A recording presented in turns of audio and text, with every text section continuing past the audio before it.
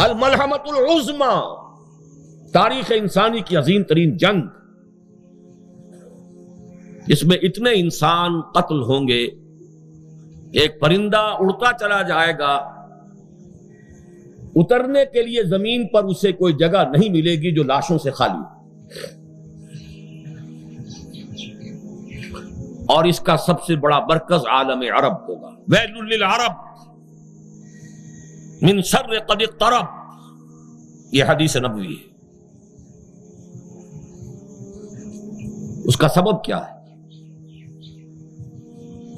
اللہ تعالیٰ نے ایک بہت بڑی فضیلت عربوں کو عطا فرمائی۔ محمد عربی تھے صلی اللہ علیہ وسلم، یہ رتبہ بلند ملا جس کو مل گیا، ہر مدعی کے واسطے دار و رسن کہا۔ ان کی زبان میں اپنا کلام پاک، نو انسان را پیام آخری حامل او رحمت للعالمین۔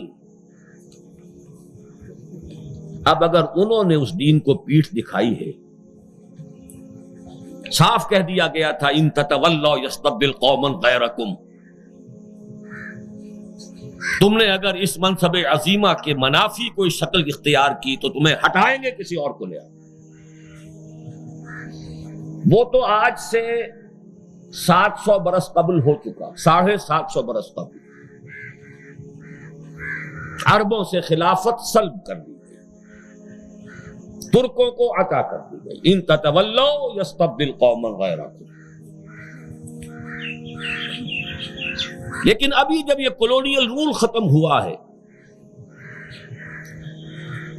اور کسی نہ کسی درجے میں مسلمان ممالک کو آزادی حاصل ہوئی ہے، خود اختیاری حاصل ہوئی ہے، اس کے بعد بھی اگر عالم عرب نے کسی نے اپنا قبلہ بنایا ماسکو کو اور کسی نے بنایا واشنگٹن کو، تو جان لیجئے کہ اس روئے ارضی پر ان سے بڑا مجرم اور کوئی نہیں۔ یہ اللہ کی سنت ثابتہ ہے۔ وہی امت جس کے بارے میں 2 مرتبہ قرآن میں آج بھی الفاظ موجود ہیں، یا بنی اسرائیل اذکروا نعمتی التی انعمت علیکم وانی فضلتکم علی العالمین،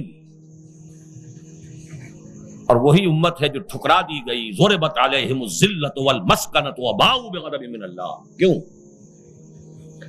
وہی جرم ہم نے کیا تو ہم اس کے سزاوار ہیں کہ ہمیں بھی وہی سزا ملے۔ بہرحال یہ جو ٹرمال کا دور آنا ہے، میں اپنی تقریروں میں عرض کر چکا ہوں، کل دنیا میں اس وقت 120 کروڑ کے قریب مسلمان ہیں، 130 بھی کہتے ہیں، 160 بھی کہتے ہیں، لیکن کم سے کم فگر 120 کروڑ کی۔ ان میں 20 کروڑ ہے مسلمانان عرب، بقیہ 100 کروڑ میں سے 40 کروڑ سابق بر عظیم پاک و ہند میں رہتے ہیں۔ بر عظیم پاک و ہند کے مسلمانوں نے اسلام کے نام پر ایک ملک بنایا، لاکھوں جانیں گئیں، ہزارہا عصمتیں لٹی، کروڑوں انسانوں نے نقل مکانی کی۔ تاریخ انسانی میں اتنی بڑی ہجرت کا آپ کو سراغ نہیں مل سکتا۔ لیکن پھر ہم نے جب غداری کی ہے اللہ سے، آج تک ہم اپنی اس غداری پر قائم ہیں۔ نتیجتاً سمجھ لیجئے کہ بقیہ 100 کروڑ میں سر فہرست مجرموں کی حیثیت سے مسلمانان پاکستان،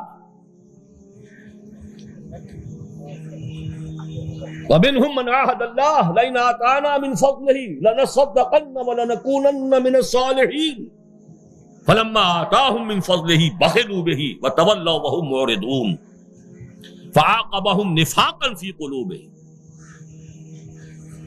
انہوں نے اللہ سے ایک وعدہ کیا تھا، اس وعدے کی خلاف ورزی کی ہے تو ہم نے ان کے دلوں میں نفاق پیدا کر دیا۔ برا نہ مانیے، آج روئے ارضی کی سب سے بڑی منافق قوم پاکستان میں بستی ہے، اس لیے کہ نصوص قطعیہ ہیں حدیث کے کہ 4 یا 3 چیزیں، ایک حدیث میں 3 چیزیں بیان کی گئی، ایک میں 4۔ آیت المنافق ثلاث، جب بولے جھوٹ بولے، جب وعدہ کرے خلاف ورزی کرے، اگر کہیں امین بنایا جائے خیانت کرے، اور چوتھی علامت اگر کہیں اختلاف ہو جائے تو فوراً آپے سے باہر ہو جائے۔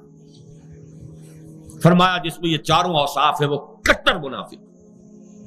ایک حدیث میں آیا وَإِن صَامَ وَصَلَّى وَزَعَمَ أَنَّهُ مُسْلِمٌ، خواہ وہ نماز پڑھتا ہو، روزہ رکھتا ہو اور اپنے آپ کو مسلمان سمجھتا ہو۔ اس حدیث کو سامنے رکھیے اور اپنے معاشرے کا جائزہ لے لیجیے۔ یہاں جو جتنا بڑا ہے اتنا ہی بڑا جھوٹا ہے، جو جتنا بڑا ہے اتنا ہی بڑا وعدہ خلاف ہے، جو جتنا بڑا ہے اتنا ہی بڑا خائن ہے، الا ماشاء اللہ۔ حکم الاکثر حکم الکل، اکثریت کے اوپر فیصلہ ہوگا۔ بہرحال دوسرے درجے میں سزا کا جو اندیشہ ہے وہ مسلمانان پاکستان کو ہے، لیکن یہ جو ٹرمائل آنے والا ہے اس کے بھی دو پہلو ہیں، وہ ذہن میں رکھیے۔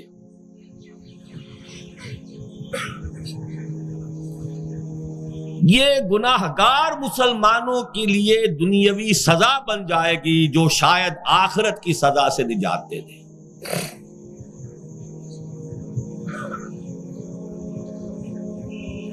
لیکن جو صادق الایمان لوگ ہوں گے ان کے لیے یہی ٹرمائل، یہی تکالیف، یہی مصائب، یہی مشکلات، یہی امتحانات ان کی تربیت کا ذریعہ بنیں گے،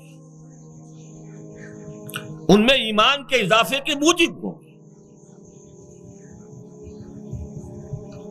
تمام آزمائشوں سے رکتی ہے میری تباہ تو ہوتی ہے رواں، اور بندہ مومن کا ایمان ابتلا اور آزمائش کے نتیجے میں بڑھتا ہے۔ زادتہم ایمانا، ان کے ایمان میں اضافہ ہوتا جاتا ہے۔ بہرحال پہلی بات تو یہ جان لیجئے جو یقینی ہے کہ کل روئے ارضی پر اللہ کے دین کا غلبہ ہوگا، اگرچہ اس سے پہلے کے حالات بڑے مخدوش ہے۔ یہ نہ سمجھیے کہ یہ فوراً ہو جانے والی بات ہے اور کوئی آسمان سے بس وہ خلافت کا نظام ٹپک جائے گا۔ آسمان سے تو وہ اس وقت بھی نہیں ٹپکا تھا۔ محمد الرسول اللہ والذین معہ 20 سالہ محنت اور مشقت اور قربانیوں اور ایثار اور تکالیف اور مصائب اور ابتلا سے گزرنے کے بعد ہوا۔